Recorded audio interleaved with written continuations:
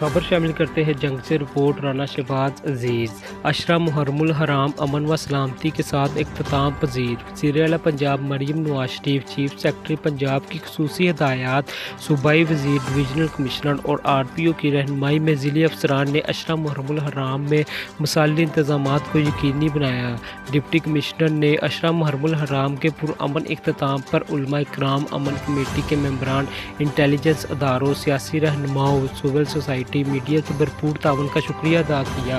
ज़िली इंतज़ामिया और civil society, rescue 1122, municipal committee, local government, वापडा control room staff, civil defence, Punjab food, revenue और दीगर महकमों के अफसरान व स्टाफ को जिम्मेदारी के साथ ड्यूटी के फ़राइज़ सर अंजाम देने पर शाबाश। खैर आफियत और पुरअमन के साथ अशरा मुहर्रमुल हराम के इख्तिताम पर अल्लाह ताला के बेहद मशकूर होने के साथ साथ तमाम स्टेक होल्डर का भी शुक्रिया अदा करते हैं।